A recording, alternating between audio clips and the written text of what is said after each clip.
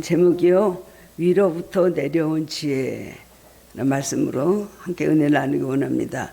예수님이 승천하시고 이 땅에 교회를 세워주신 지 이제 거의 2000년이 지났습니다. 그동안 교회는 세상으로부터 많은 핍박을 받고 마귀로부터 많은 공격을 받았지만 사라지지 않았습니다. 그리고 여전히 교회는 꿋꿋하게 서 있습니다. 원래 연약해진 교회들도 많이 있지만 그러나 하나님의 교회는 흔들리지 않습니다.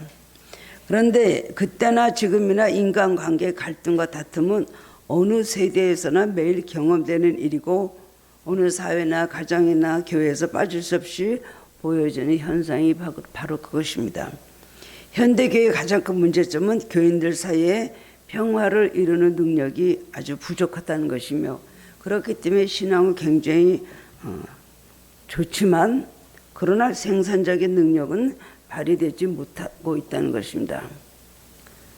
교회는 하나님께서 주님께서 세워주신 교회, 에클레시아라고 하죠. 세상으로부터 구별된 사람들이 모이는 모임이라는 뜻을 가지고 있지만 왜 교회는 계속적인 문제가 많고, 세상이나 어떤 교회도 마찬가지입니다. 외국 가는 그 교회도 마찬가지, 한국에 있는 교회도 마찬가지고, 큰 교회도 마찬가지고, 작은 교회들도 마찬가지. 이 분열과 분쟁과 이 다툼, 이것은 왜 그럴까요? 천국 같아야 될 교회가 왜 이렇게 교회마다 분쟁이 있고 분열이 있고 갈라지고 이런 일들이 너무나 많이 있습니까? 그것은 교회는 하나님께서 예수님을 이 땅에 보내주시고 세워주셨지만은 결국은 교회도 인간들이 모인 모임이기 때문입니다. 이 세상에서는 만족하고 가장 완전한 교회는 하나도 없습니다. 그런 교회를 빨리 이제 찾으려면 빨리 천국 가시면 됩니다. 사람들이 모인 데서는 주님께서 말씀하셔도 그대로 실천하지 않기 때문에 교회는 양과 염소가 같이 있고요, 알곡과 가라지가 같이 있고요, 항상 영원히 그것은 변함없는 그런 진리인 것 같습니다. 오늘 야고보 사도는 복음을 통해서 교회 신자들이 변화받지 못한 이 마음이 믿음 생활을 방해하고 있다, 그리고 복음 전도를 가로막고 있다고 그렇게 말하고 있습니다. 야고보는 2장에서는 행함으로 믿음을 보이라고 권면하고 3장에서는 행함으로 지혜를 보이라고 권면합니다. 그만큼 믿음과 행함과 지혜는 서로 떨어질 수 없는 불가운의 관계에 있다는 것을 강조하는 것입니다. 믿음이 있어야 행함이 없으면 그것은 아닙니다. 믿음이 있으면서 행함이 있으면서 또 지혜가 없다 그러면 그것도 아닙니다. 믿음, 행함, 지혜는 같이 가야 되는 것을 야고보는 성경을 통해서 말해주고 있습니다. 지혜에 관한 이 성경의 가장 확실한 정의, 가장 확실한 설명은 무엇이냐면 여호와를 경외하는 것이 지식의 근본이라는 잠언 1장 7절의 말씀입니다. 여호와를 경외하는 것이 지혜의 근본이다. 여호와를 경외하는 것이 지식의 근본이다라고 말하고 있습니다. 아무리 세상에서 학식이 굉장히 높고 좋은 학벌을 가지고 있고 학위를 여러 개 갖고 있다 할지라도 하나님을 모르는 사람은 그는 지식이 아니고 그냥 학문에 대한 지식만 있을 뿐이지 그런 사람들은 무식하다고 할 수가 있습니다. 하나님을 아는 것이 지혜로운 사람입니다. 또한 고린도전서 1장 25절에 보면 하나님의 어리석음이 사람보다 지혜롭고 하나님의 약한 것이 사람보다 강하니라라고 말하고 있어요. 하나님을 아는 그리스도인들은 이것은 너무나 분명한 믿음의 고백이 되는 것입니다. 아멘이죠. 하나님의 어리석음은 사람보다 지혜롭죠. 또 하나님의 연약함이 사람보다 강한 것입니다. 우리는 아무것도 아닌 것입니다. 히브리어로 지혜라는 단어는 호크마라고 하는데 이 호크마라는 말은 현명하다, 사려있다, 능숙하다는 그런 의미를 가지고 있습니다. 현명하게 이 세상을 사랑하기 위해서는 하나님이 주시는 호크마가 필요하다는 것입니다. 우리 인간에는 지혜가 있습니다. 그러나 그 지혜가 다 좋은 것은 절대로 아닙니다. 야건깨를 잘 쓰고 머리가 팽팽 돌아가고 그리고 여러 가지로 순발력이 있고 그것도 지혜의 어느 한 부분이라고 할 수 있지만 그것이 전부가 아닙니다. 지혜는 두 종류의 지혜가 있는데 거짓 지혜와 참 지혜가 있다고 성경은 말하고 있습니다. 거짓 지혜는 세상이 주는 지혜예요. 마귀가 주는 악한 지혜입니다. 머리가 뱅뱅 도는데 어떻게 해서든지 그 악한 머리를 가지고 사람들을 함정에 빠뜨리고 교묘한 술수를 써서 싸움을 일으키고 이것이 악한 지혜로 갈 수가 있죠. 다른 하나는 위로부터 오는 지혜로서 하나님이 주신 참 지혜인 것입니다.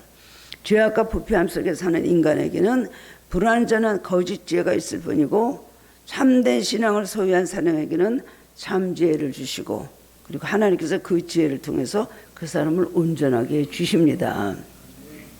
예수님은 마태복음 7장 20절에서 이렇게 말씀하셨습니다. 나무는 그 열매를 보아 나쁜 나무인지 좋은 나무인지 알 수 있다고 하셨습니다.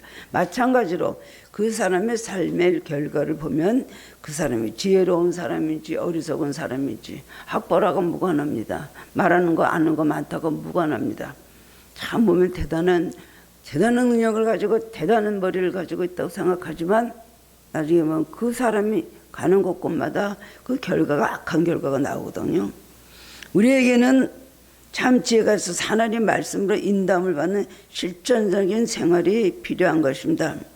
그 사람이 어리석은 사람인지 지혜로운 사람인지 과정을 봐서는 모릅니다. 열매를 봐서 합니다. 한참 그 사람을 이렇게 두고 보면은 그 사람의 열매 무슨 열매가 맺느냐, 성경이 말씀하신 여러 가지 열매를 맺는 일이 있느냐 없느냐 그 사람 보면 알 수가 있습니다. 신앙에도 온전한 신앙인가 아닌가, 그 사람이 기도 생활에 온전한 기도 생활이 아닌가, 기도 안 하는 시간에 그 사람의 삶을 보면은요 열매를 얻거든요. 그러다 보면은 그것은 참지혜라고 볼 수가 없는 것입니다. 그런데 우리는 실제적으로 지혜가 부족해서 분별하지 못하기 때문에 생활 속에서 그대로 말씀대로 살지를 못해요. 너희 중에 지혜와 총명이 있는 자가 누구냐? 오늘 야고보는 그런 물음을 하고 있거든요. 나는 지혜 있는 사람인가 아니면 지혜 없는 사람인가? 이 질문은 내 자신을 성찰하고 겸허한 자세로 돌아보게 하는 질문입니다. 오늘 본문의 말씀을 통해서 나는 어떤 지혜로 살아가고 있는가? 깨달음을 얻고 함께 은혜를 나누기 원합니다. 우리는 지혜가 필요합니다. 개인적인 삶에도 지혜가 필요하지만 특별히 가정 아니면 우리 또 이 교회 예배 공동체 우리 신앙의 공동체인 이 교회 안에서요 우리는 정말 지혜 있는 사람으로 살아가야 되는 것입니다. 그렇지 않으면 나쁜 열매를 맺게 되는 것이죠.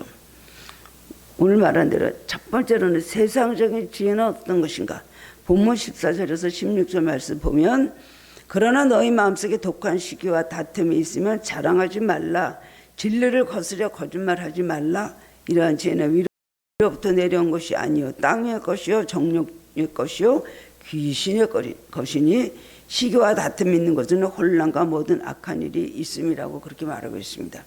그 당시 초대기 안에는 자기가 지혜와 총명이 있다고 그리고 스스로 선생이라고 하면서 남들을 가르치려는 사람이 있었습니다. 그런 사람들은 성경 말씀을 많이 하고 뭔가 남보다 뭔가를 깨우치는 그런 것이 있었을 것입니다. 그럴 때 남 앞에서 설명을 하면 남들이 다 알아듣고 그렇구나 끄떡끄떡 하겠죠. 그러나 그들의 삶의 열매를 보면 실제 생활에서는 그들은 이기적이고 세속적인 욕망을 추구하므로 성도들 간의 분쟁과 다툼을 일으키는 사람들이 그 당시 많이 있었다는 겁니다. 그래서 야고보는 오늘 이 말씀을 통해서 너희는 참 지혜를 가진 사람 되라. 거짓 지혜를 가진 사람 되지 말라고 말씀하고 있는 것입니다. 지혜 있는 자는 첫 번째는 온유해야 됩니다. 그래도 온유한 대신 독한 시기심과 호전적 성품으로 가득한 사람들이 바로 그런 사람들이었다는 것입니다. 남을 가르치고 지혜타면서도 아주 시기 질투가 많고 호전적이고 그리고 온유하지 못한 그런 사람들을 오늘 야고보 사도는 그걸 굉장히 책망을 하고 있습니다. 그건 거짓 지혜를 받은 사람이 절대로 지혜 있는 사람이 아니다 라고 말하고 있는 겁니다. 지혜 있는 자는 한마디로 하나님을 경외하고 또한 사람들을 사랑하는 사람입니다. 근데 지혜 있다면서 이 사람 저 사람 시기하고 교묘하게 싸움을 걸어서 상대방을 넘어뜨리려 한다면 그런 죄는 어디서부터 내려온 것이라고요? 위에서부터 내려온 것이 아니라 세상적이고 정욕적이고 마귀적인 거라고 본문은 말씀하고 있습니다. 귀신적인 거라는 얼마나 이게 원초적인 그런 나쁜 표현입니까? 그만 맞고 야고보는 심하게 표현하고 있어요. 너희가 시기와 질투 그런 거 교묘하게 싸움을 걸어 상대방을 넘어뜨리려 너희는 귀신적인 거, 마귀적인 거다라고 굉장히 극단적으로 그런 걸 강조하고 있습니다. 땅의 것이라는 것은 하나님 나라와 상반되는 뜻이죠. 하나님의 성품과 하나님의 뜻과 상반되는 것을 말하는 것입니다. 또한 정욕적이라는 것은 육신의 정욕, 안목의 정욕, 이생의 자랑을 따라가는 삶을 말하며 이 세 단어가 모두 사탄으로부터 비롯된 것입니다. 똑같은 칼이지만 의사의 손에 그 칼이 쥐어지면 환자를 치료하는 좋은 수술용 칼이 될 수가 있습니다. 그러나 도둑의 손에 쥐어지면 어떻게 됐을까요? 사람을 죽이는 칼이 되는 것처럼 똑같은 지혜라 할지라도 그것이 위로부터 온 것이나 세상으로부터 비롯된 것이냐에 따라서 결과에 있어서 엄청난 차이가 있는 것입니다. 야고보서 1장 15절에 보면 욕심이 잉태한 즉 죄를 낳고 죄가 장성한 즉 사망을 낳는다. 우리가 잘 아는 말씀입니다. 그 말씀대로 죄의 세력은 항상 눈덩이처럼 불어납니다. 시기와 다툼이 있는 곳에는 더 큰 시기와 다툼이 일어나서 끊이지 않게 꼬리가 꼬리를 뭅니다. 그리고 결국에는 온갖 악한 일이 벌어지게 되는 것입니다. 성경에는 시기와 다툼 때문에 패망한 사람들의 이야기가 많이 나옵니다. 이스라엘 백성을 보내지 않으려 같은 애굽의 악한 바로, 그리고 애굽 백성들, 그리고 이스라엘 민족을 끈질기게 괴롭힌 에서의 후손 에돔 족속들, 수많은 사람들이 시기와 다툼으로 죽고 결국은 스스로 남을 죽이려고 하다가 자기가 죽고 스스로 자기가 멸망했던 것을 성경으로 말씀했습니다. 특히 시기와 다툼의 대표적인 인물이 바로 바솔 제국에 있었던 유대인들을 말살시려 했던 악한 하만입니다. 하나님은 기드온의 왕비 에스더를 통해서 이스라엘 민족을 구원하셨습니다. 그리고 하만이 믿음의 사람 우르되기를 달려있던 장대 결국 하만에 달렸습니다. 하나님은 이런 심판을 하시기를 원합니다. 우리가 용서하는 기도도 하지만 때로는 너무 악해 굴고 하나님의 백성을 너무 괴롭히고 하나님의 마음을 너무 아프게 하고 회개할 줄 모르면은 그 장대에 자기가 스스로 달리게 된다는 것입니다. 남을 허물고 남을 함정에 바치고 날 괴롭게 하고 거짓으로 남을 쓰러뜨려 가지고 결국은 자기가 그 장대에 걸리는 것이에요. 결국 자기가 판 함정에 자기가 빠지게 되는 결과를 초래하게 되는 것이죠.